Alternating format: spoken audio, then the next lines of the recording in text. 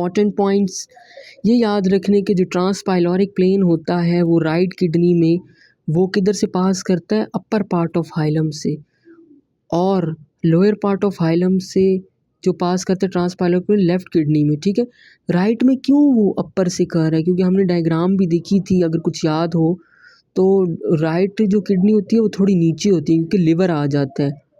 तो ट्रांसपाइलोरिक प्लेन यानी जो प्लेन जो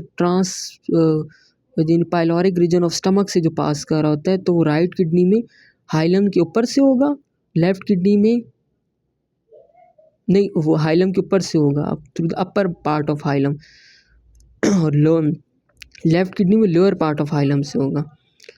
एक और बात, जो पोस्टीरियर सरफेस होती है राइट किडनी की पोस्टीरियर सरफेस पे सिर्फ एक रिब होती है 12th, लेकिन posterior surface of left kidney पे हमारे पास क्या मिलता है, हमें 2 रिब्स मिलती हैं, 11th एंड 12th। राइट पे हमें कितनी रिब्स मिलती हैं, सिर्फ 12th। लेफ्ट पे हमें कितनी मिलती हैं, 2, 11th and 12th। Posterior surface right kidney contains only 1 rib. ठीक है, अभी हम लोग देखेंगे भी सही, जैसे ये देखिए डायग्राम है, posterior surface of relation right सिर्फ एक रिब है 11th और 12th। अगर हम डायग्राम बनाते हैं ना, पोस्टीरियर रिलेशन लिख रहे हैं राइट किडनी की, सिर्फ रिब का डिफरेंस है, बाकी सब सेम है, सब सिर्फ रिब का 11th एंड 12th। इधर 12th होती है, 11th तो होती ही सिर्फ लेफ्ट में, सिर्फ 12th होगी। ठीक है, और जो किडनी होती है ना, वो ये देखिए लिखा होगा the long axis of the kidney directed downward, यानी ये देखिए डाउनवर्ड रन करी यूँ, ये देखिए लाइन बनी हुई है कि लॉन्ग एक्सिस जो किडनी होती है डायरेक्टेड डाउनवर्ड एंड लैटरली, ये लैटरली रन कर रही है downward. So the upper poles are near to each other, जो अपर पोल्स हो गए वो क्या हो गए, आपस में मिल गए, और देखिए लोअर पोल बहुत ज़्यादा दूर हैं, लोअर पोल्स आर डायरेक्टेड। अब ट्रांसवर्स जो एक्सिस है ये इट इज डायरेक्टेड लैटरली, ये लाइन है directed laterally and backward. Renal hilum किधर होता है, L1 वर्टिब्रा के लेवल पे होता है, very very important cheese. Each kidney lies obliquely with its long axis parallel with the lateral border of psoas major, psoas major के lateral border पे होता है। किडनी बीन शेप और रेडिश होती है। हाइलम किधर होता है, L1 वर्टिब्रा के लेवल पे। रीनल आर्टरीज किस लेवल पे ओरिजिनेट करती हैं, L2 वर्टिब्रा के लेवल पे। ठीक है, एब्डोमिनल अयोटा किस से ओरिजिनेट करता है, T12 वर्टिब्रा के लेवल पे, if I am not wrong, abdominal aorta T12। और टर्मिनेट किधर होता है एब्डोमिनल अयोटा, L5 पे। ठीक है, L4 पे, सॉरी L4 पे एब्डोमिनल अयोटा टर्मिनेट हो जाता है, स्टार्ट T12 L4। L5 से क्या शुरू होती है, L5 to T8 inferior vena cava. Kidney bean shaped है ये। Hilum VAP anterior relations diagram पे बहुत ज़्यादा फोकस करना है, ये बड़ा इंपॉर्टेंट MCQs होता है कि जो राइट साइड की जो किडनी होती है उसका जो हाइलम होता है वो किस से कवर किया होता है, उसके ऊपर जो चीज़ आ जाएगी तो हाइलम पोस्टीरियर हो जाएगा, यानी सेकंड पार्ट ऑफ ड्यूडेनम। तो यानी ये हाइलम इधर है, यहाँ पे क्या होगा, ड्यूडेनल एरिया, दोनों में सुप्रारीनल एरिया तो होना ही होना है।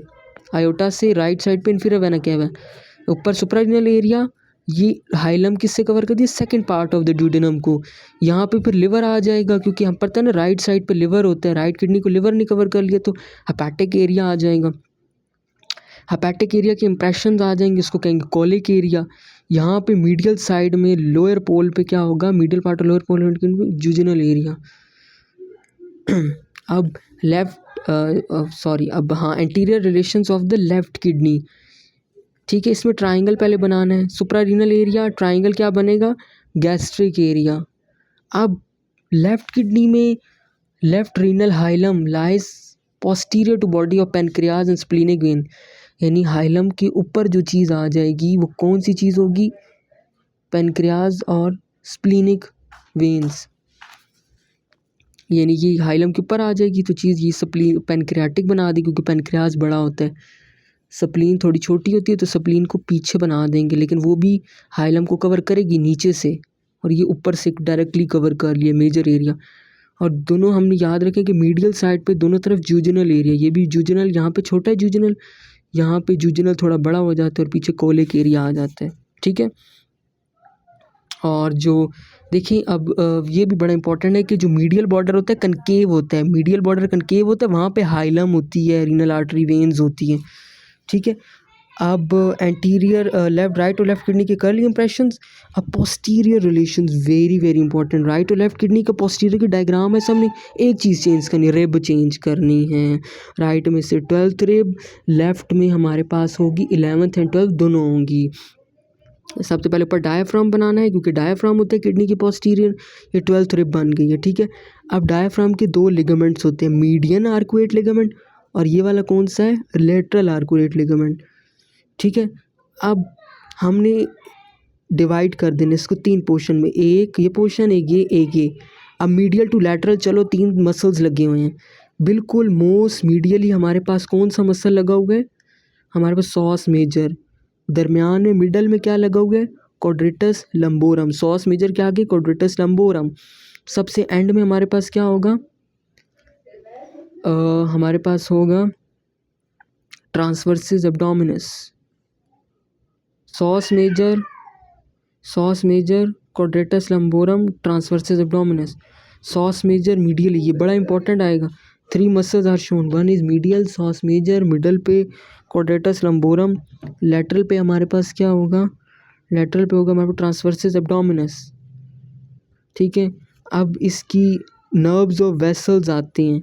अब ये याद रखना है कि जो सब कोस्टल वेसल्स होती हैं और नर्व्स ये अराइज किधर से करती हैं, लैटरल आर्कुएट लिगामेंट से निकल रही हैं, यानी 3 है, सब coastal when, nerve and artery. ये पूछ सकते हैं, तरतीब से पूछ सकते हैं। सब कोस्टल वेसल्स के बाद क्या है, ये हमारे पास राइज कर रहे हैं lateral border of psoas major से, एक ऊपर से और एक नीचे से। जो ऊपर से राइज कर रहा है वो क्या कर रहे हैं, ये हमें लंबर प्लेक्सस में पढ़ा था कि जो इलियो हाइपोगैस्ट्रिक और इलियो इंग्वाइनल नर्व का कोर सेम होता है, सिर्फ डिफरेंस होता है कि ये अबव होती है, इलियो इंग्वाइनल नीचे होती है। तो ये भी इलियो हाइपोगैस्ट्रिक ऊपर, इलियो इंग्वाइनल नीचे। तरतीब से ये ऑर्डर भी आना चाहिए, मसल्स का भी तरतीब से ऑर्डर आना चाहिए।